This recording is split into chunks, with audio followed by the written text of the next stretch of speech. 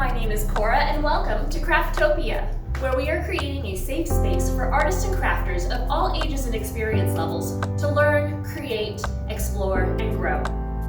I'd like to invite you to check out our website at www.crafttopiawa.com, where you can learn more about our organization and vision and see a list of upcoming classes.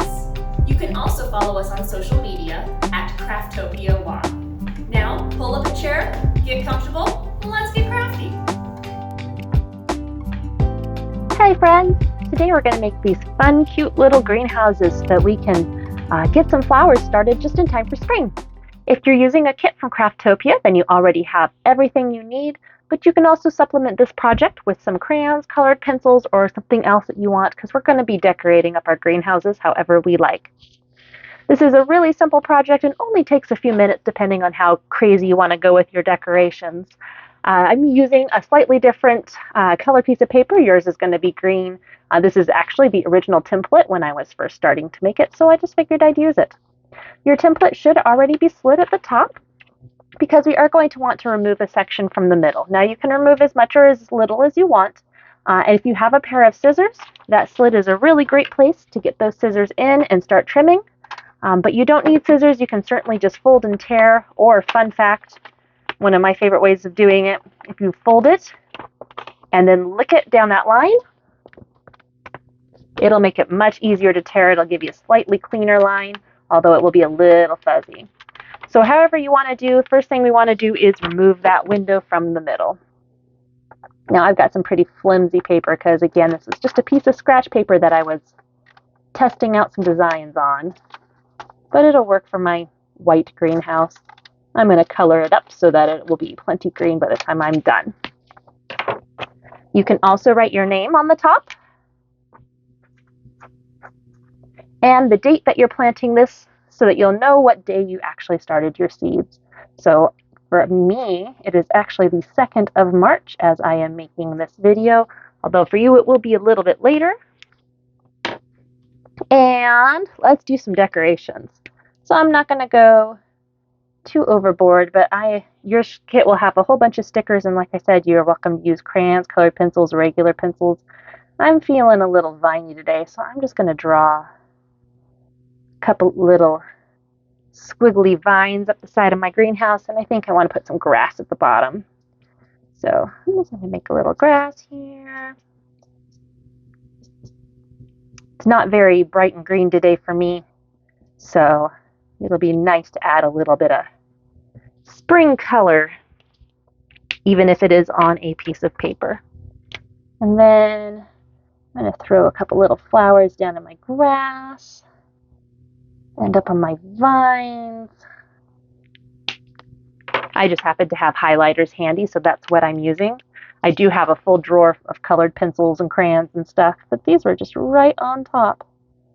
And I thought, well, they will be nice, brightly colored, very cheerful, which is what I like from flowers. So, like I said, I'm not going to go too crazy on mine, but this is your greenhouse and your project, so you can make it look however makes you happy. Oh, that flower got a little sideways. There we go. And one more little flower here for me. And then because they are flowers, I'm also going to draw a little bee buzzing through mine. See if I can find black for it too.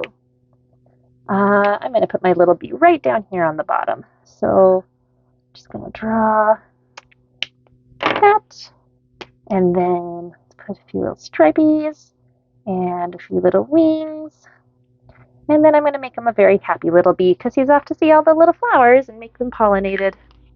All right, like I said, I'm going to keep mine pretty simple today because for me it's actually all about the flowers. Now you should have a little bag of seeds in your kit. The seeds that you have today are actually milkweed seeds, and milkweed is super, super important because it is the only plant that monarch butterflies will lay their eggs on. So it's the only way that we can keep monarch butterflies around. We don't actually have monarch butterflies up here in the Pacific Northwest, but I still love milkweed because it provides a lot of other pollinators with things that they need.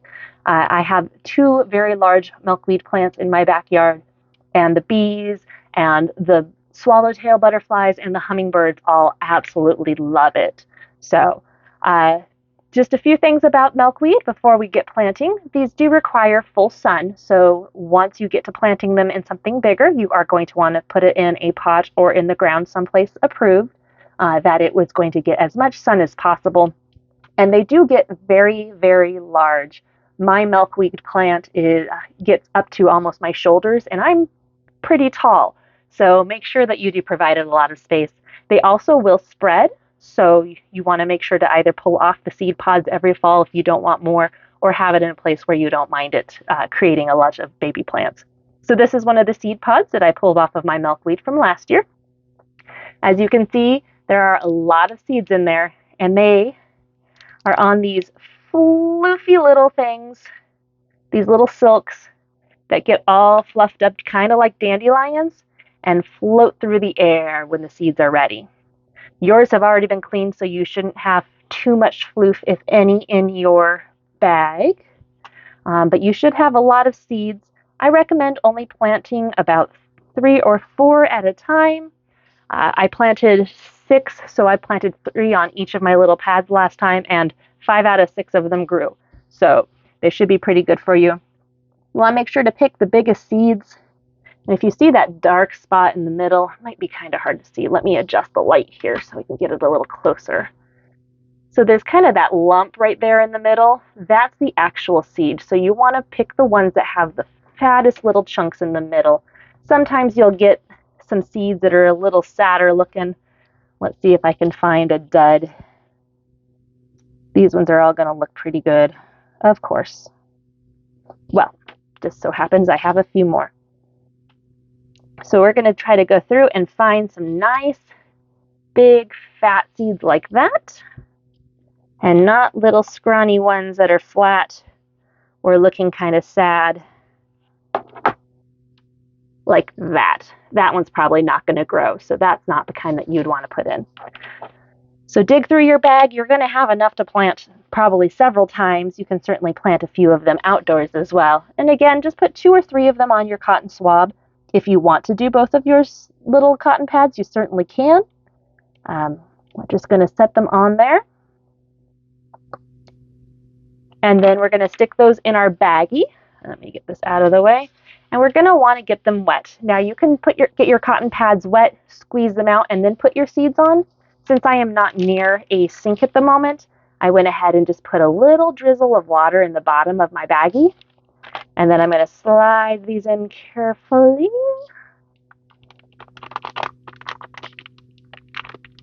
A little bit harder when the baggie is wet, and those cotton swabs are going to soak up that water. I am going to squish them too. Now we want to make sure we don't get them too crazy wet. We don't want them dripping with water. Otherwise our seeds could rot instead of grow. Let's see, that one's starting to get nice and squishy, and that water is going to get absorbed up. I'm going to squash those seeds down on there so that when we lift it up, they don't fall off. Oh, yep, you can see it's getting wet in there, sucking up all that water. And for starts, we're actually going to go ahead and zip the bag closed. And then we're going to attach it to the back of our greenhouse. So you should have a couple of little clear dots in your bag. I'm using these little foam squares because, again, this is what happened to be close to me when I sat down to record this video. And I actually don't need that big. We're going to take our foam squares, and yours won't have printing on the back again. I'm just using some junk scratch paper. And we're going to want to make sure that those seeds pop through. So I'm going to put right about there. You can put them on the top and the bottom if you're concerned about it falling down, but you really just need them on the top. So once you got your clear little stickies, like I said, you should have some clear round ones. We're going to set our greenhouse right over it. And then if you want, you can cut these pieces off. I'm just going to fold them back. That way it's a little bit thicker at the top, or you can just leave them out if you like it with just the drawing. And then I'm going to put one more little sticky right at the top of my greenhouse, and I'm going to go stick it on my window so that I can grow some beautiful flowers. These seeds will take a little bit of time to germinate. Germinate means that they are going to start growing. So mine took about 10 days the first time. Again, they like sun, so you want to put them in the sunniest place you have. You can certainly leave them sitting on a counter or put them up in a window where they can get sunlight shining through. The sunnier and the warmer it is, the faster they will start to grow. But then as they start to grow, then they'll spit out their little leaves. And once they have some leaves, then you are going to want to crack open the bag and make sure to get some airflow in there. Otherwise, they'll start to go icky and bad, and we definitely don't want that. If you notice that your little cotton pads have completely dried out, you might want to put a little bit more water in them because you do want to keep them gently moist. But hopefully in a couple of weeks, you'll have some cute little plants. And then once they get their leaves, you can just take this whole thing and plant it into a little dirt. And this summer, you'll have some beautiful milkweed flowers for all of our lovely pollinators to enjoy. I can't wait to see what you grow. We hope you had a good time crafting with us today. If you have any questions regarding this project, feel free to leave a comment below or send us an email at info@crafttopiawa.com. And be sure to hit that subscribe button so you won't miss out on any future crafty goodness. Until next time!